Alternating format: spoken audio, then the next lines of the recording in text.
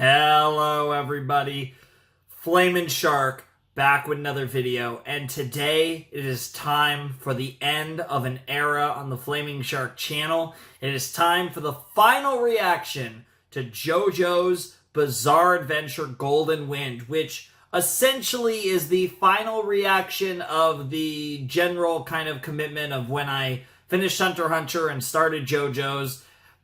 You know, at the time, that's what was out. Obviously, Part 6 isn't over yet, and I don't plan to do Part 6 for a while anyways, because I want to take a break from JoJo's after this. We are going to be doing some OVAs in the next video, so we do still have one more rotation of JoJo's before we are actually moving on to a different show in Slot 5. But this is the end of Golden Wind, which has been one of the best, if not the best part of JoJo's. And this is also the end of this kind of journey of parts 1 to 5. Now, we will be doing part 6 sometime in 2023. I don't know when exactly part 6 will come. Obviously, for one, I'm waiting for the rest of for all of part 6 to be out, because I want to do part 6 in the exact same format that I did parts 1 through 5, where I have the whole part out, and my set guy will make me sets just like he did for all of the other parts, and we'll react to it, you know, in the rotation, you know, same scenario there. That's what we're going to do with part 6, and that's not going to be for a little while. And it's nice because, like I said, as much as I love JoJo's, as much as I've enjoyed this journey, I do kind of want to break before part 6, so it really works out perfectly. But this is it. Even though, again, technically we do have another video, but this is, for the main journey, this is it for a while. And I can't believe we're at this point where we're about to finish. At the time I started JoJo's, we're about to finish all that was out of JoJo's in this video. It's crazy. And I'm so excited to do this finale. I'm sure it's going to be a great finale. We left off on a very climactic moment of like, oh, we got to get the fucking arrow, holy shit. And you know Diavolo is going to do some bullshit, and it's going to be really interesting. And we're going to have a crazy fight, and a lot of crazy stuff's going to happen. We're going to have a resolution by the end of this set. It's going to be great. I'm super excited because this is JoJo's Bizarre Adventure Golden Wind episodes 36 through 39. I didn't actually say that, but this is the Golden Wind finale in this video. Super freaking stoked for this. And I can't wait to see how it all ends. Can't wait to see how they beat Doppio and Diavolo. I can't wait to see, hopefully see Giorno ascend as the leader of Passion. There's so much I'm looking forward to seeing in this set. Exactly how we end up using the stand arrow. I mean, there's just so many things that'll be really interesting to see play out. And I mean, it's JoJo's, so you never know how they're going to do things. You never know what Araki's got cooking for us, but it's been a tremendous ride. And I just, you know, wanted to take a second to really kind of just enjoy that, you know. We're not immediately jumping in to another really long anime. There is going to be a little bit of a break. As you guys know, if you watch the update video, that at the time I'm recording this still hasn't come out, but will be 2 days before this video. Slot 1 at the moment is Violet Evergarden. We have a couple more Violet Evergarden videos, and then it'll be Owari Monogatari. And then after we're finished with Monogatari, then the next really long anime will begin in Slot 1, and that's where the really long anime series will live. So we will be starting an anime that is not quite as long in Slot 5, and I go over it in the update video. Check out the update video if you haven't, or, you know, read my about page or whatever. It basically explains everything. But yeah, it'll be a little while. There's going to be a little bit of a gap before we jump into another really long anime. After finishing or catching up to JoJo's, or relatively catching up to JoJo's, mostly catching up to JoJo's, because, like, obviously we still do have part 6, and we will be getting to part 6 at some point down the line. But enough about us finishing things and future things. We have 4 more episodes of part 5 to watch, and I'm ecstatic for it. This has been an amazing part. We got, and more importantly than anything else, we got to get revenge for Narantia. we've got to get fucking revenge for Narantia. The boy did not deserve to die. It was really sad. It didn't really hit me emotionally that much, but it was still really sad. We got to get revenge. Oh, fuck. We got to get revenge for Abaccio. We got to get revenge for Narantia. We've got to fuck this pink-ass motherfucker all the way the fuck up. And I am ready to see it happen. So let's jump into episode 36 of Diavolo gets his ass kicked. Well, probably not in this episode, but it's coming. Of JoJo's Bizarre Adventure Golden Wind in 3, 2, 1, and play.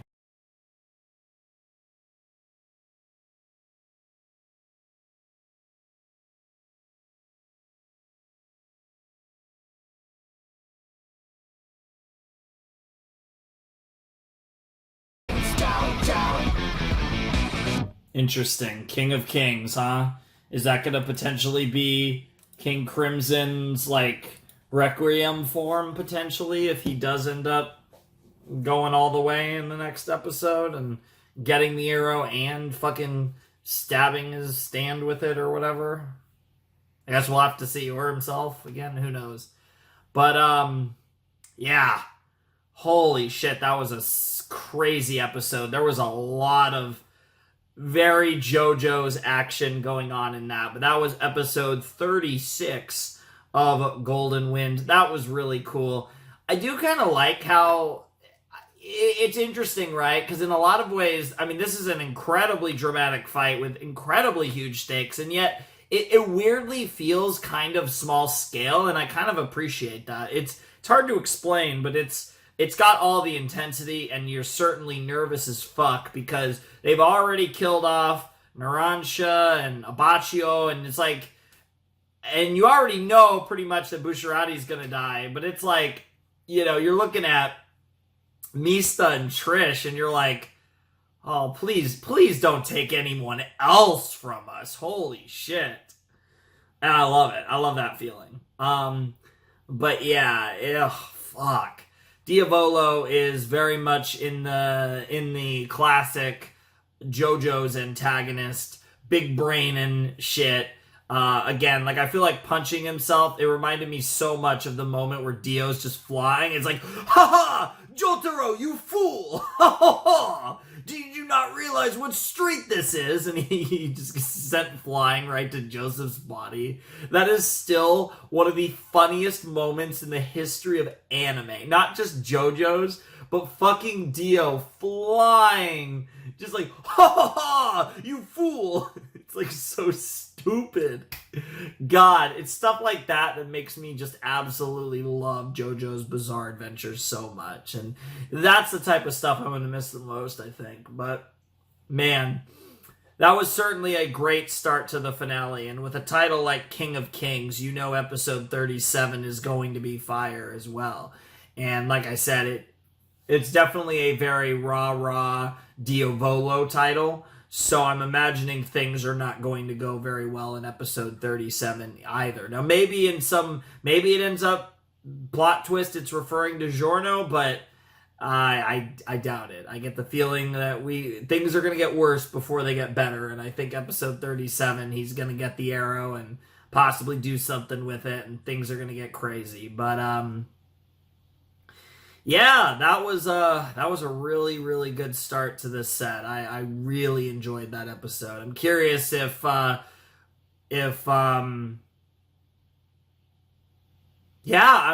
really curious and scared about the prospect of anyone else dying. Again, besides Bruno, it's kind of like, you know, Polnareff and Bruno, those are kind of like set in stone at this point, just about. But I would, oh man, it would kill me if we lost Mista or Trish at this point. That would fucking kill me. I mean, like, it's a weird case, because this is like a unique part where it's probably, honestly, it's probably the first part we've ever had where it actually feels like the main character is actually really safe. Like, I don't see any, I think it's almost, like, there's no way Giorno's gonna die. He's the one that I'm super confident is gonna live.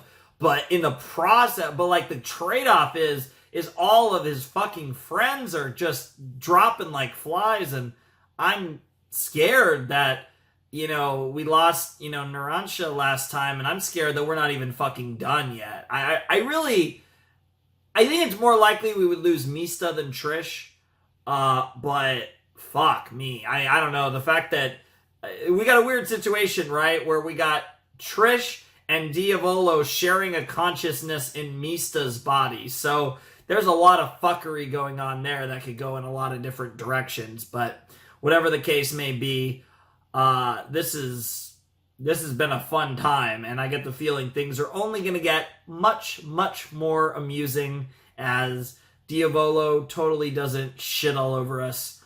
But maybe, perhaps, the light is not far behind us. Get it? Because the light was behind him. I'm gonna kill myself now. I'm sorry. Okay, let's just jump into episode 37 of Golden Wind and watch King of Kings.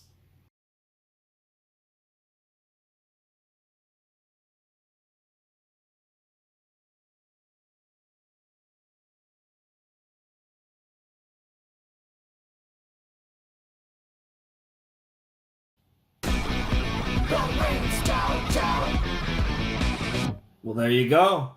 Episodio 38, Gold Experience Requiem. I kind of like how all these last few episodes have all had their own individual titles as opposed to being called part 1, part 2, part 3, whatever, stuff like that. Oh my god, that was episode 37 of Golden Wind, and as expected, we have once again gone full JoJo's, and it was pretty fucking awesome. I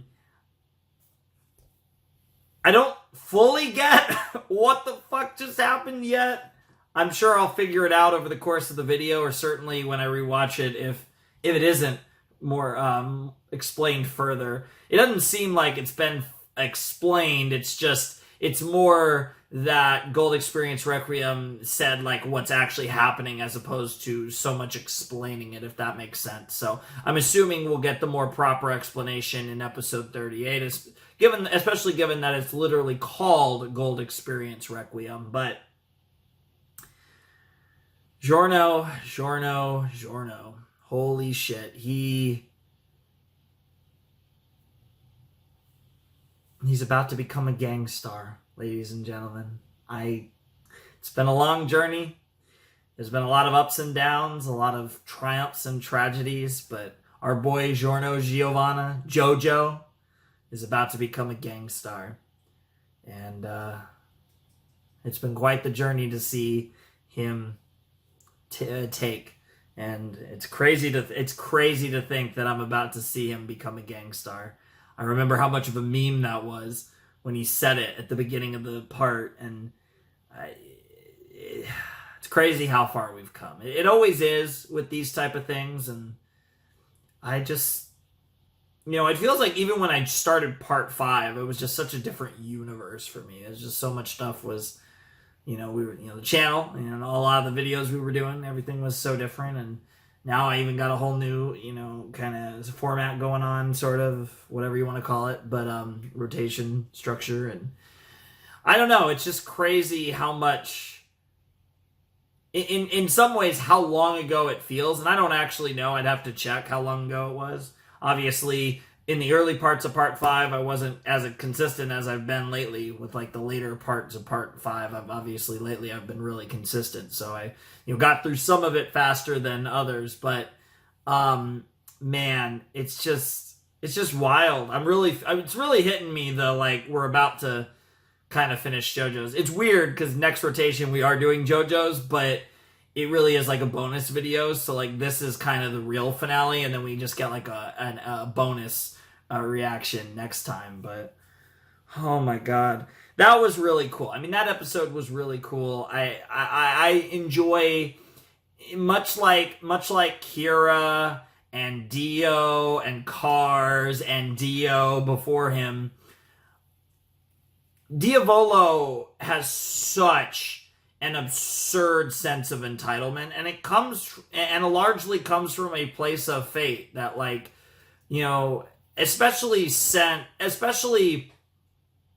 I feel like especially since part 2, maybe not as much Dio in part 1, that's more just Dio being insane, I think, but you look at Cars, you look at Dio in part 3, you look at Kira in part 4, and you look at Diavolo here in part 5, and given the blessings that they were given by fate itself and the stands they were given and stuff, it's hard for them not to think of it as destined, as fated, as I was meant to always win. You know, that's something that Cars and Dio and Kira and Diavolo kind of all shared that feeling.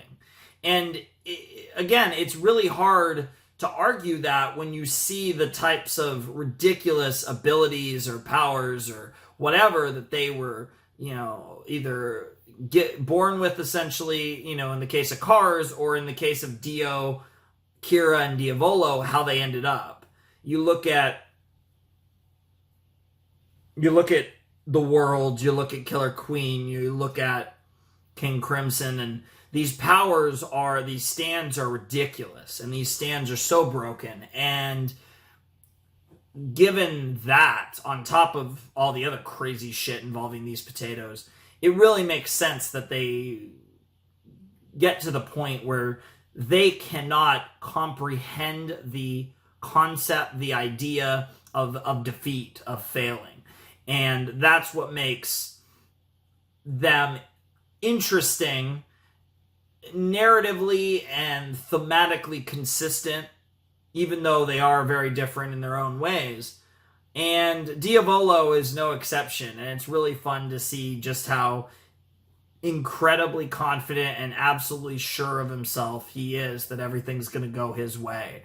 And that just makes it all the more satisfying when you see him get fucked up. And I can't wait for this upcoming episode, 38, because we're going to get to see him get fucked up.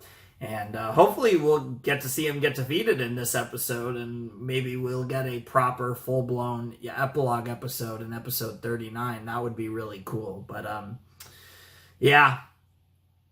Episode 37 was really cool. Obviously, we lost Bruno. I've kind of been pushing that to the side and don't really want to talk about it because he's my boy. He was amazing. He was so cool. He had such a great design. His fucking outfit was amazing. The zippers, turning I almost a play on a meme almost, and actually making a zipper boy who has like zipper powers. Fucking cool as shit.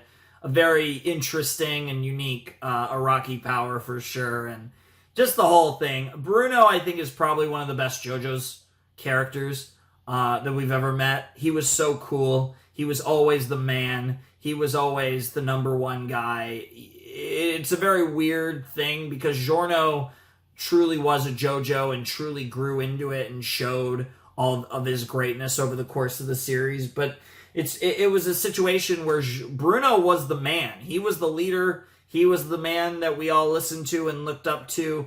And Giorno continued to blossom into this amazing man that he's become and will become as the gang star in a couple episodes. But Bruno was the man. And that dynamic was different, I feel like. Because even though Jotaro never felt like a leader, I feel like in part 3, Jotaro always felt like the man, right? And, you know, I feel like in every other part, the JoJo has always felt like that guy, whether it was Jonathan, Joseph, Jotaro, or Josuke, right? And in the more recent parts with Jotaro and Josuke, they weren't necessarily leading anything, and you could even argue with Joseph to an extent, but they always felt like that guy. And as much as Giorno was awesome, and as much as Giorno did crazy stuff, and you saw him growing more and more into that guy, it feels more like he's that guy now. But it really, to me, felt like Bruno was always that guy in the series. And I think that dynamic was really cool. One of the things I really loved about Part 5. And hopefully you guys understand what I mean when I say that guy. I think you all get it, but I don't really have a better way to put it. I mean, he was the OG. unironically, that's actually a really good way to put it, and also very funny in the context of Golden Wind. But he was the OG. He really was. And oh man. Oh, this has been such an experience. I don't want it to end. And you're gonna say, well, watch part 6. And it's like,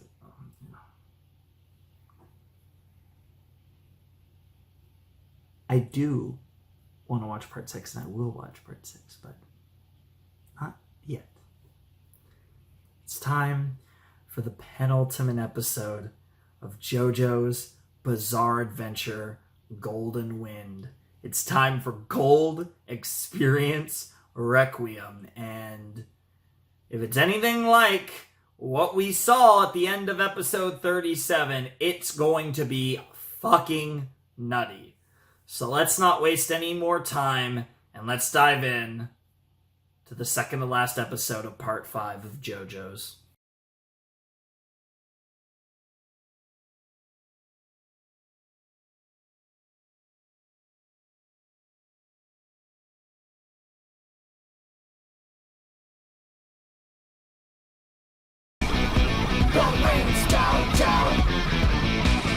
Sleeping slaves. That goes back to the comment.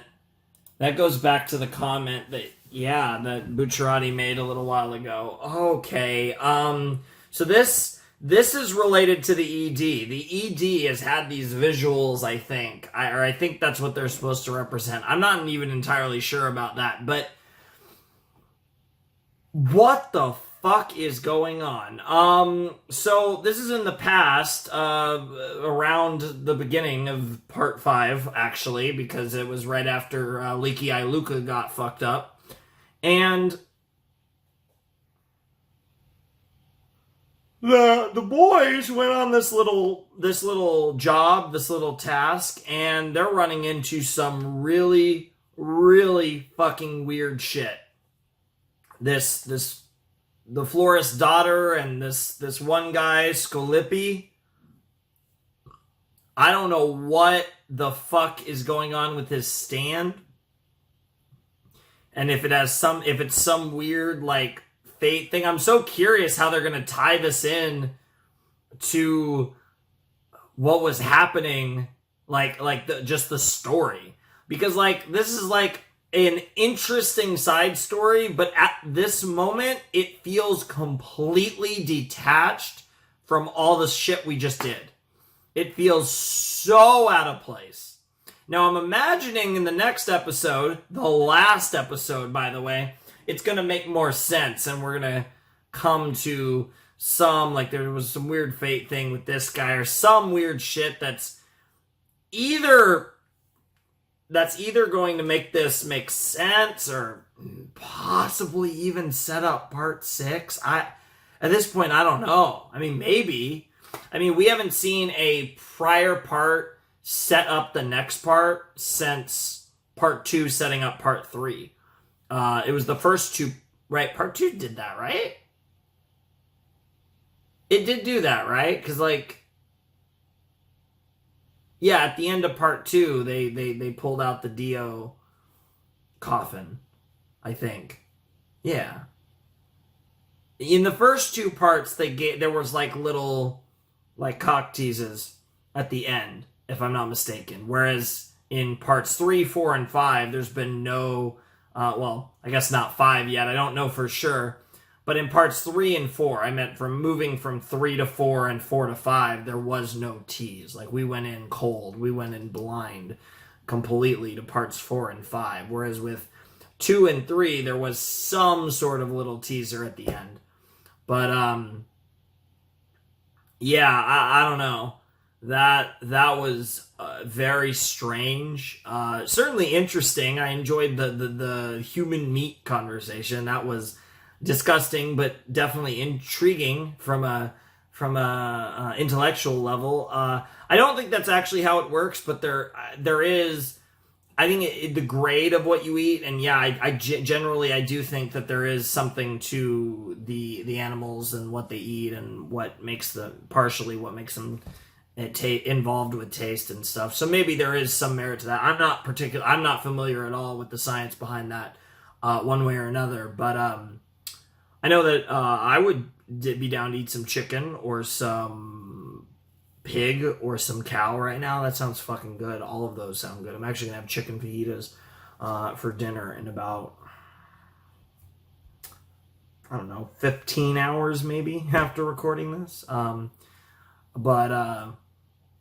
Yeah, I don't know.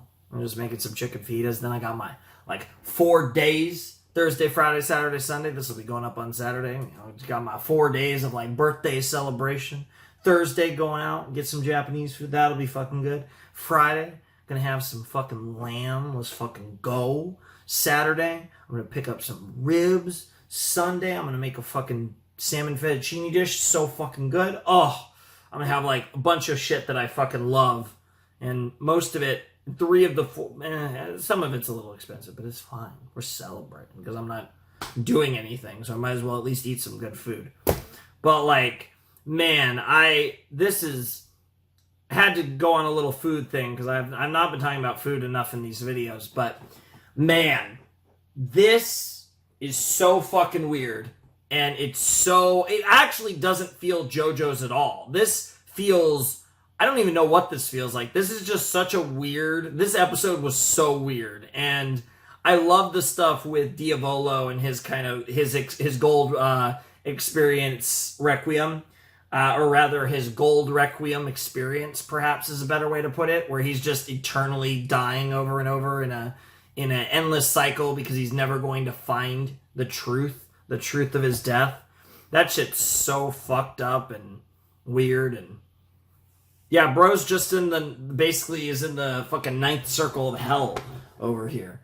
But yeah, I don't really know what else to say. That episode, outside of the early stuff with Diavolo, was really weird, and I'm assuming that it'll make more sense once I watch episode 39, but hopefully at least. So let's jump into the final episode of part 5 of JoJo's.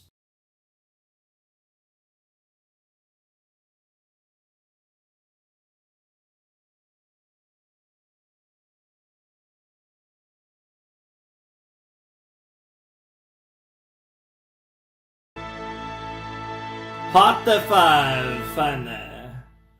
Lovely. Fucking lovely. Oh, that was so cool. And how it was the OP shot. Oh, that's so cool. Oh, that's so cool. That's all I needed to see. That's all I needed to see. They had to give me the gang star. That would have been so, cuck if they didn't give us the gang star. Oh my god. Yo, Giorno looked, dude, they both. Holy shit. Mista's outfit I never vibed with. That outfit looks so much hotter. Giorno's outfit I vibed with, but his got better too. Holy shit, the black with the green. Holy fuck, that was hot. Oh my god. That was the most attractive Giorno ever looked. Holy fuck, and Mista for that matter. Holy shit.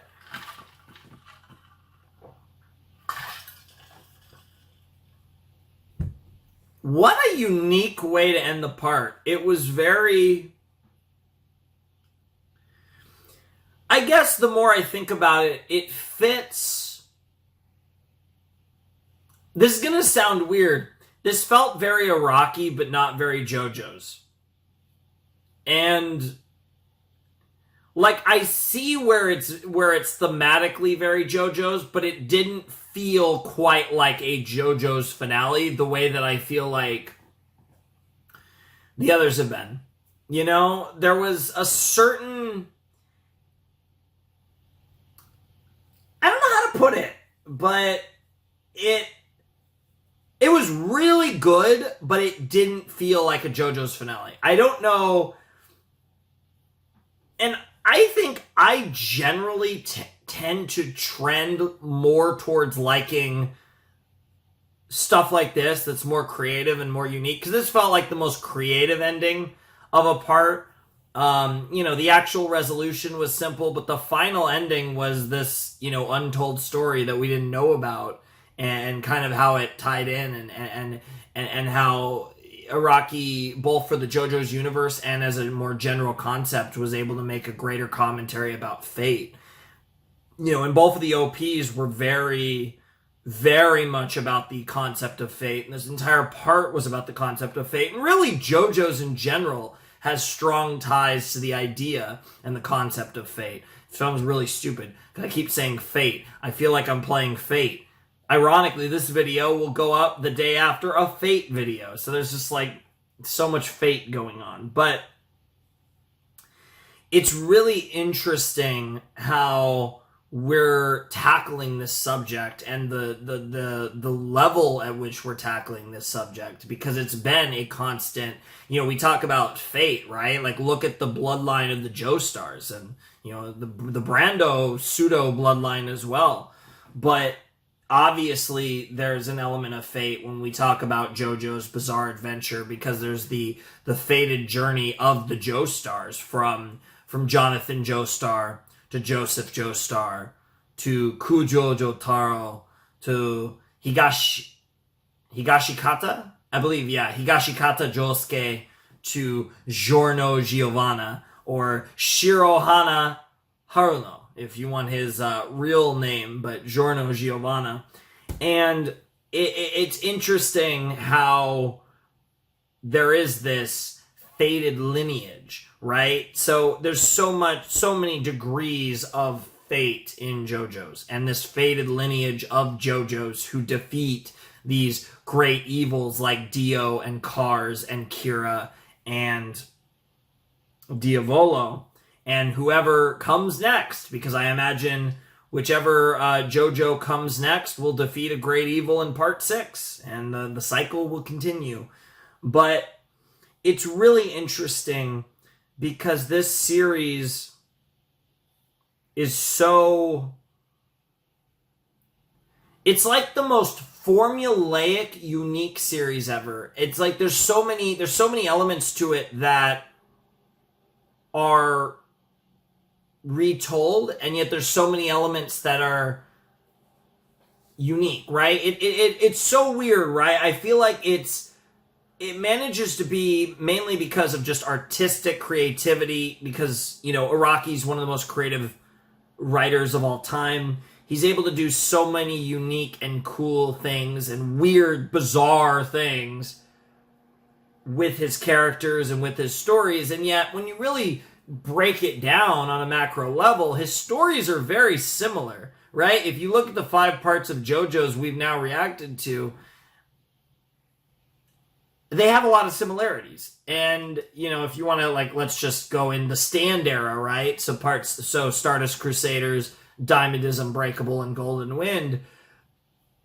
Look at the fucking villains and their fucking stands. And just look at that alone. And how all 3 of them, not only do they have somewhat similar powers, but what they all have in common is a sort of cheat code, an ability to manipulate fate in some form or fashion, usually in some weird relationship with time.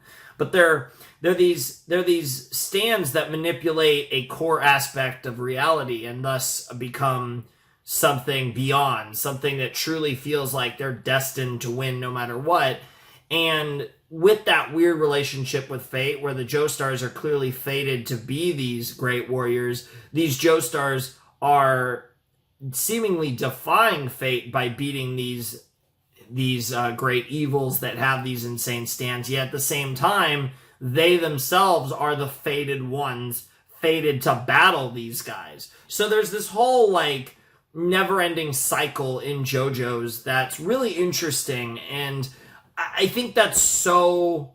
The reason I'm bringing all this up is because there was such an emphasis on fate in part 5, and it literally ended, not even with the climax, but with a whole commentary on fate with Scolippi and the Rolling Stones, and how that's so interesting to me. It's like, I see it, Araki, I see it, JoJo's, I don't. That felt, the writing, it feels like it belongs in a different work that Araki would do. It doesn't feel like it belongs in JoJo's, but I can't say it's not his writing. It feels like his writing. So I'm in a weird, it's very paradoxical, right, to say that, but it feels like I could see a work where he would make that type of commentary, but it, for whatever reason, didn't feel JoJo's to me. I loved it. I thought it was really cool. You know, the first half of it, I was like, what the fuck are we doing? By the end of it, you know, everything came into focus as I expected it would, and it was like, that was really cool. That was really unique and different. I'm kind of left in a weird spot, though. Part 5, I think, is my favorite part. I think I'd struggle to really say any other part was better. I loved part 4. I mean, you know, you know, as stupid as it is, I feel like I loved all the parts, honestly. I think my least favorite part was probably part 1, just from the perspective of it was really short and it didn't get a lot of time to mature. I think part 2, despite being much shorter than the following parts, was amazing. I'm still so impressed with how good part 2 was, given it was only 17 episodes. It was about twice as long as part 1. You know, part 3 has incredible highs, and at times it was probably a bit weaker than some of the other stuff in JoJo's, but it was a roller coaster. It was so, you know, it was so goated, and like the characters were just phenomenal. I'm not the big Polnareff guy, but so many of you guys love Jean-Pierre Polnareff, and fucking Jotaro is my guy. I was a massive Jotaro fan. Joseph's my guy. I loved Kakyoin. Abdul was cool. Like, I'm kind of in the minority of people who wasn't the biggest fan of Polnareff because he's super popular. He even got to come back in part 5, ironically. But part 3 had one of the best casts. I think the cast battle for me is probably part 3 versus part 5. I liked the part 4 cast a lot. But I think a lot of my favorite characters were more side characters. I think the best overall cast, I mean, the part 2 cast was amazing because you had, actually the part 2 cast was so sick because the 3 main people, fucking our dead boy, oh, rest in peace. That's just a fucked up lineage. You just have a shitty lineage that just gets fucked. Oh, man. But then, you know, I mean, even not getting into our boy, we still got Lisa, and Joseph, which is just, like, goated. Nice. And then, you know, part 5, I mean, Bruno, Giorno, fucking Trish is fucking amazing. And I really liked all of them. You know, Fugo was cool. I loved Abaccio. He was my guy. And then Narancia grew on me. And then fucking Mista was really cool. I did end up really liking Mista too. So this cast was maybe the best. I don't know. There's so many things, but I think part 5, it was just really consistent throughout. It really had my attention. It always had my attention. I mean, JoJo's, how can JoJo's lose your attention? It's so fucking insane. But it just really worked. It was really fucking good. And I think it told a really great story. I don't think it was the best finale. I think the best finale, I actually think it was probably a mid-finale by JoJo's standards. It's hard to go against just the absurdity of the part 3 finale. The Kira finale was really fucking good. Really fucking cool. And I'll never forget how much I loved the fucking Joseph finale with Cars. So, I mean that's part of the reason why part 2 is so good. So, I don't think it was one of the stronger finales, but it worked really well for this series. And I think it just, everything about Golden Wind just worked, and it was fantastic. I had so much fun watching it, and I had so much fun watching JoJo's with you guys. It was really good. It was really special, and you know, we're gonna react to some more JoJo's next rotation when we get back to slot 5. So we still have another JoJo's video, OVA video.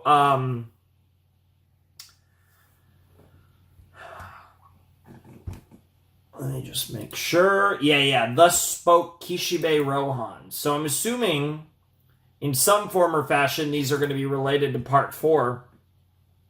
I'm not even sure how recent these OVAs are, because apparently, like, I think this stuff was written way later than was this was like a side thing and done the manga done way later than part 4 or part 5 or even way future. So curious to see what that feels like, and just that'll be fun.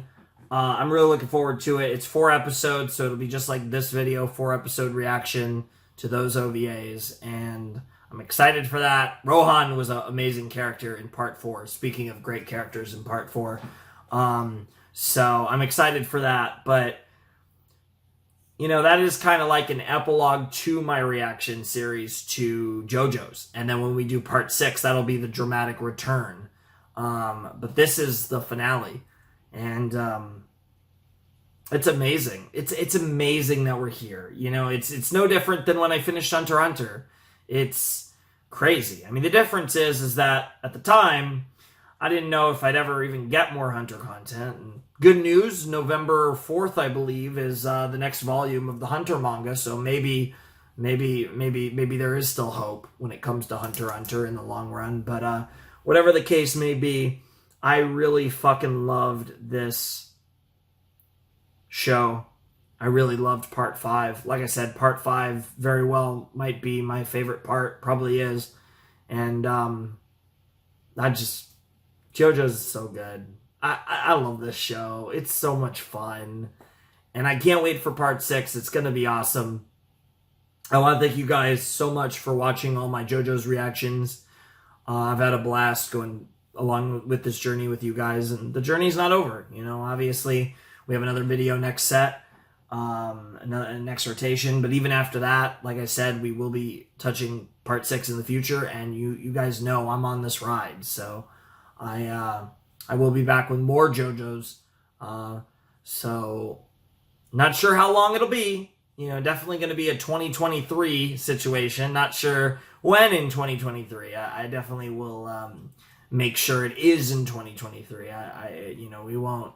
Sometime in 2023, we will be doing part 6, and I'm really looking forward to that. That's going to be fantastic. I'm sure that's going to be another great part. Maybe my new favorite part. I feel like I've said this like every part at this point. I say it's like probably my favorite part. I think I said this about part 4. I think I said it about part 3. Even though, to be fair, no, I think. Oh man, it's so hard. God, they're so good. Part 3 has such a good finale, which I think really helps it a bit. But man. Holy shit. It was wild. Can't believe it. Can't believe we're fucking here. So that's the fucking end of an era.